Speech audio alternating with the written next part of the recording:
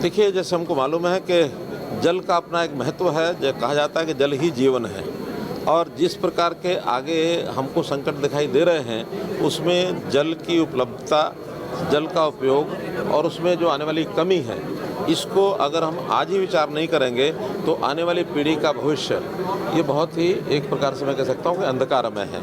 तो हमने इन सारी चीज़ों को ध्यान में रखते हुए बहुत सी योजनाएं पिछले 8 से 9 साल में बनाई भी हैं।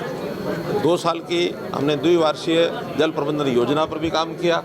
उन सब प्रोजेक्ट्स के ऊपर अब इस जो जल गोष्ठी है, इसको प्रधानमंत्री जी ने भी अमृत जल क्रांति ये नाम दिया है। तो उस अमृत जल क्रांति के अंतर्गत अभी भी काम करना जो शेष है, 10 विभागों की ये गोष्ठी हमारी है।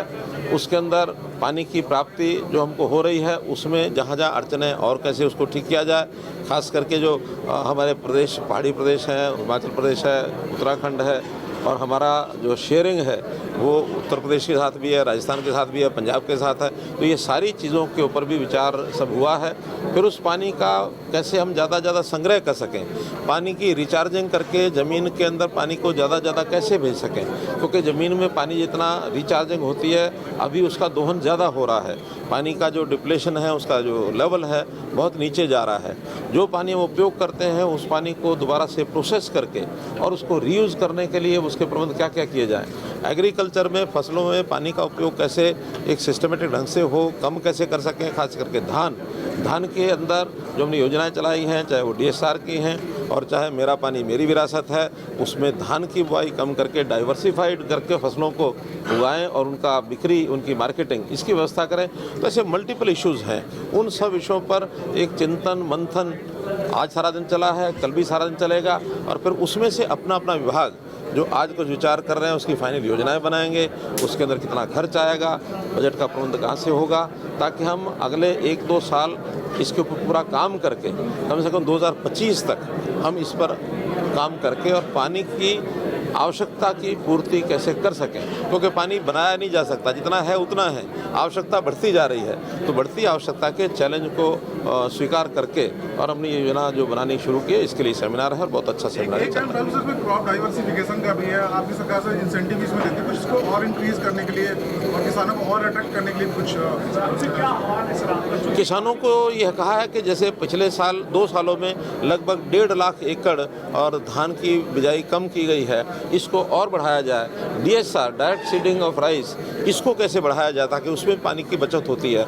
माइक्रो इरिगेशन का एरिया कैसे बढ़ाया जाए, इसके ऊपर इंसेंटिव्स भी हम दे रहे हैं। और उसकी अवेयरनेस अभी उतनी ज़्यादा नहीं है, उस अवेयरनेस को हम करेंगे और अवेयरनेस के साथ जो इंसेंटिव सब मिला करके। और पानी की चिंता वास्तव में आम आदमी को तो है, लेकिन जो छोटा किसान है, जो जिसकी आजीविका है खेती के ऊपर है, तो वो उसकी चिंता उतनी नहीं होती है। हम उसको कंपनसेट करके उससे भी पानी कम उपयोग इसका आह्वान करेंगे। और मैं समझता हूँ कि जितनी सफलता हमको मिली है, हरियाणा ने बहुत अच्छा काम किया है, इसकी प्रशंसा सर्वदूर। हमारा चाहे वो केंद्रीय वाटर जो हमारा डिपार्टमेंट है, irrigation department, water resources department, प्रधानमंत्री जी या अन्य जो संस्थाएं हैं, उन सब ने इसकी प्रशंसा की कि हरियाणा में पानी का काम अच्छा हो रहा है। हमारी जो पॉन्ड अथॉरिटी है वो भी इस पर काम कर रही है। लगभग 18,000 तालाब उनको रेनोवेट करना है। हमारा जो इरिगेशन का चैनलाइजेशन सिस्टम है, उस पर भी 2,500 करोड़ रुपए की 3 साल पहले हमने योजना बनाई थी, खास करके वेस्टर्न यमुना कैनाल की। वो भी काफ़ी मात्रा में पूरा हो चुका है। अब उसमें और अगले 1 साल के अंदर मैं समझता हूँ पूरा काम उसका हो जाएगा। राजनीतिक तौर पर जब आप ऐसी योजना बनाते हैं, जैसे आपने कहा जो है उसमें ट्यूबवेल का कनेक्शन देंगे, उसमें माइक्रो इरिगेशन सब होगा। इस तरह की जो आप योजना बनाते हैं, विपक्ष राजनीतिक तौर पर अगर हम बात करें, विपक्ष इस मुद्दे पर कहते हैं कि सरकार किसानों पर थोप रही है, किसानों के लिए सरकार जो है वो एक तरह से जबरदस्ती कर रही है। आप उम्मीद करते हैं कि सर तमाम जो राजनीतिक दल है वो भी जल की चिंता करते हुए उसके लिए सहयोग करें, तो सरकार की योजना। देखिए, कोई भी राजनीतिक पार्टी के लोग केवल राजनीतिक तौर पर सोचेंगे और 5 साल की चिंता करेंगे तो मैं समझता हूँ समाज का भला नहीं कर रहे हैं। अगर कोई राजनीति के साथ साथ अगर यानी लंबी समय का विचार करेगा और एक स्पोक्समैन के नाते एक अगले भविष्य में क्या होने वाला है उसकी चिंता अगर नहीं करता तो वास्तव में राजनीति भी करने का उसको अधिकार नहीं है। राजनीति करें अपने भविष्य की जनता, अपने आने वाली पीढ़ी की जनता, ये अगर नहीं करेंगे तो फिर केवल जिसको आलोचना के लिए आलोचना करना ये शोभा देता नहीं है। मैं उनसे भी अपील करूंगा कि ऐसे जो कंसर्न हैं जो भविष्य के लिए जनता के सामने लाने चाहिए, जनता का भी सहयोग हम मांगते हैं और हमने बहुत विषयों में मांगा भी है सहयोग, उसमें सफलता मिली है। उदाहरण के लिए मैं आपको कहता हूँ, आज से 8 साल पहले जब हमने शासन संभाला था, हरियाणा की जनता में बहुत गांव ऐसे लोग थे जो बिजली का बिल न भरना इसी को अपना सम्मान मानते थे, इसी को सोचते थे कि बहुत बड़ा विषम कर रहे हैं। हमने झोली फैला के बिल मांगे। आज हरियाणा में 6500-6600 गांव हैं, उसके अंदर 5600 गांव में 24 घंटे बिजली जा रही है। हमारे लाइन लॉस जो 34% थे वो कम होकर के 14% आ गए हैं। तो जनता मानती है, ऐसा नहीं कि नहीं। ऐसे ही जनता को भ्रष्टाचार के विषयों पर जब जागरूक करते तो उनको लगता है कि हाँ ये चीज़ हमारे भ्रष्टाचार जो है हमारे उसके ऊपर हो रहा है, उसमें भी सख्त कदम उठाते तो वो जनता मानती है। आखिर हमने ट्रांसफ़र पॉलिसी बनाई तो उसमें भी कुछ लोगों ने विरोध किया, बाद में उन्होंने मान लिया।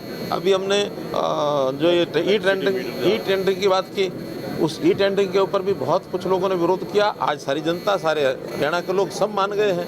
तो इस नाते से मीटर बाहर निकालने की जो बात हमारे स्पीकर साहब कह रहे हैं कि उसी समय हमने जब ये कहा था कि बिजली हम 24 घंटे देंगे, ये 5 चीज़ें करनी हैं, उसमें सबसे कठिन काम था मीटर को बाहर लगवाना। आज मेरा ख्याल है 90% लोगों ने अपने मीटर बाहर लगवाए, कहीं कोई समस्या नहीं आई है। तो जनता को अगर साथ लेके चलते हैं, समझाते हैं, अपील करते हैं तो जनता रिस्पॉन्ड करती है। आज सरदार प्रकाश सिंह बादल का जो निधन हुआ, प्रधानमंत्री नरेंद्र मोदी से आरटीओ के साथ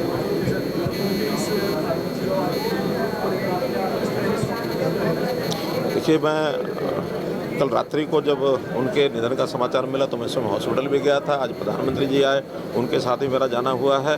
और वास्तव में हमने एक ऐसे सुलझे हुए नेता, किसानों के बसिया जिसको मैं कह सकता हूँ, तो वो हमने खोया है। युग का अंत हुआ है, लेकिन प्रभु के सामने किसी का वश नहीं चलता है। शरीर का अपना एक धर्म होता है। हाँ, उनके जो भी किए हुए काम हैं वो जनता को हमेशा याद रहेंगे। और वो जनहित के जितने काम करते थे, पंजाब प्रदेश के खास करके 20 वर्ष तक वो मुख्यमंत्री रहे, 10 विधानसभा के चुनाव जीते उन्होंने। तो एक बहुत बड़ा उनका एक राजनीतिक एक कद भी था और एक शख्सियत वो थे, हमारे बीच से गए हैं। हम उनके चरणों में श्रद्धांजलि अर्पित करते हैं और निश्चित रूप से लोगों को भी उनकी जो क्षति है उसको सहन करने के लिए लोगों को साहस मिले, बल मिले, यही प्रार्थना करते हैं। धन्यवाद।